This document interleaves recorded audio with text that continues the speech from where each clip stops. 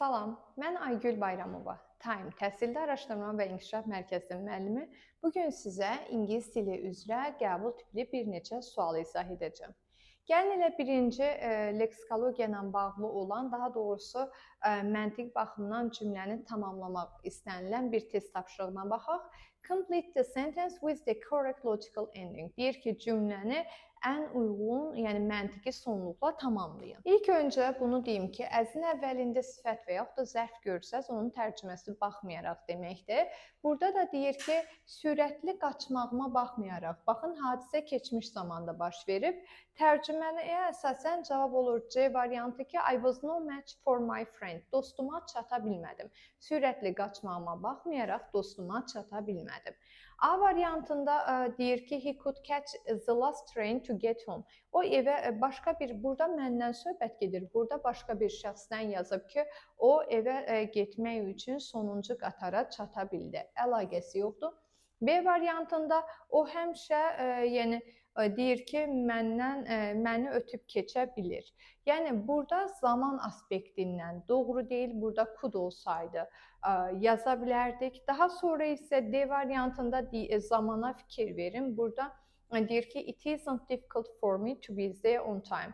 Orada vaxtında orada olmaq mənim üçün çətin olmadı. Halbuki yazmalıdır ki, it is difficult. Yəni həm də burada was-la yazmalıdır zaman uzlaşmasına görə. Bunun doğru versiyası belə olardı ki, it was difficult for me to be there on time. Y variantında isə deyir ki, mən qalib gəldim Atatürk yarışında, hər ildir qalib gəlirəm. Halbuki sizə faktiki olaraq bir hadisəni göstərir, deyir ki, sürətli qaçmağıma baxmayaraq mən dostuma çata bilmədim. Zaman keçmişdə idi və fast as baxmayaraq idi. Doğru cavabımız qalır C variantı. Gəlin qəbul tipli növbəti bir suala baxaq. Bu qrammatika əsaslıdır. Which of the options with the verbals complete the sentence correctly? Variantlardan hansı, yəni verballarla olan variantlardan hansı cümləni doğru şəkildə tamamlayır?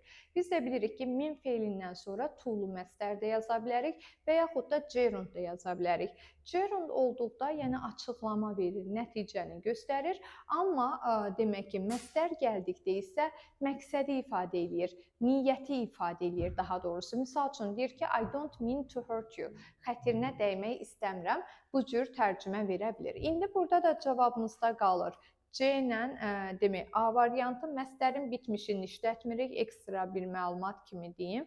Çünki niyyətdir deyə, gələcək yönümlüdür deyə, ona görə biz niyyətdən söhbət ediriksə, məstərin sadə forması olmalıdır.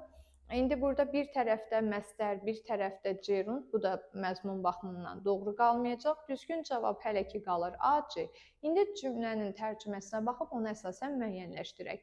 A strong country means güclü ölkə deməkdir. Baxın, açmasını verir. Ona görə cavabınız qalır C variantı. Being a strong country means being a leader in your field amongst the neighborhood.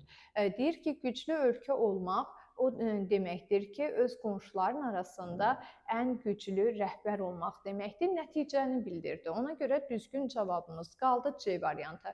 Təkrar xatırladıram, mindən sonra to gələndə niyyətdir. Məsələn, I mean to help you, sənə kömək eləmək istəyirəm. Bu mənanı verir. Amma bir də deyirəm ki, being a doctor means working long hours. Həkim olmaq uzun saat işləmək deməkdir. Bu artıq nəticədir. İndi isə zamanla bağlı növbət bir test tapşırığı təqdim edirəm.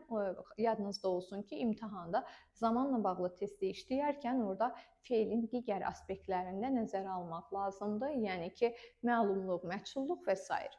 İlk öncə gəlin baxaq, şərtdə bizə dedi ki, which of the options with the tense forms complete the sentence correctly? Variantlardan hansı cümləni doğru şəkildə tamamlayır? Burada bizim bağlayıcımız afdədir və tərcüməyə diqqət eləməliyik. Take sözü yəni götürməkdir və yaxud da aparmaqdır, kimin nəyi, yəni həmişə tamamlıq olar. Yəni burada tamamlıq yoxdur. Ona diqqət edin. Ətək hücum etməkdir. Kimə? Yəni burada da tamamlıq olmalıdır və tamamlıq yoxdur. Yəni bundan başa düşdük ki, biz hər iki tərəfi məchul da verməliyik və digər bir tərəfdən də zaman uzlaşmasına da baxmalıyıq. zaman uzlaşmasının bir tərəfi keçmişdirsə, o biri tərəfi keçmiş olmalıdır.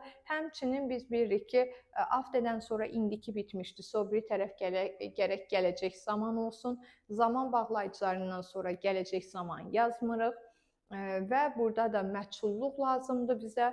Doğru cavab qalır Y variantı. İndi tərcüməsini deyirəm. The injured fan was taken to hospital after he was attacked in a seated area of the stadium before the start of the game. Oyun başlamazdan öncə azarkeşlərin oturduğu ərazidə hücum olunan azarkeş xəstəxanaya hücum olunduqdan sonra zədəli azarkeş xəstəxanaya aparıldı. Doğru cavabımız qaldı Y variantı. Gəlin qəbul tipli növbəti bir suala baxaq. Bu leksikologiya ilə bağlıdır. Dilin söz bazasını yoxlayan bir test tapşırığıdır. İlk öncə şərtdə deyir ki, which of the following is true according to text? Mətnə əsasən hansı fikir doğrudur?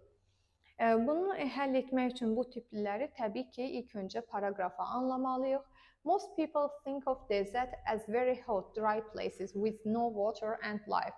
Əksər insanlar səhra dedikdə isti, quru, su olmayan, həyat olmayan bir yer düşünürlər. In fact, some deserts are very cold. Əslində, bəzi səhralar çox soyuqdur. There is very little rainfall in deserts, but this doesn't mean there is no life. Deyir, ora səhrada çox az yağış olur, amma bu o demək deyil ki, orada həyat yoxdur. A surprising variety of plants and animals have adapted to desert conditions. Yəni çox təəccübümüzü çəkəcək bir şəkildə, yəni çox sayda bitki və heyvanlar səhra şəraitinə öyrəşiblər. Some plants, for example, store water in their thick leaves of stem. Deyir ki, bəzi bitkilər misal üçün öz qalın yarpaqlarında və yaxud da köklərində suyu saxlayırlar. Some animals sleep during the day and become active at night to avoid the heat. Bəzi heyvanlar isə gündüz vaxtı yatırlar, gecə vaxtı, yəni istidən qaçmaq üçün gecə vaxtı aktiv olurlar. İndi bu mətnlə bağlı doğru fikri tapmalıyıq. All deserts are extremely hot and have no water or life. Bütün səhralar deyir ki, son dərəcə istidir və orada yaşam yoxdur. Bütün sözünə görə yanlışdır. Bizə dedi ki, əslində insanlar elə düşünür, amma heç də elə deyil. Ona görə A variantı deyil. B-də deyir ki, there is no life in desert because there is no rainfall. Baxın, burada dedi ki, baxmayaraq ki, yağış yağmır, demək olar yağış yağmır, amma yəni bu demək deyil ki, orada həyat yoxdur. O deməkdir ki, orada həyat var. Ona görə də burada no-ya görə B səhvdir.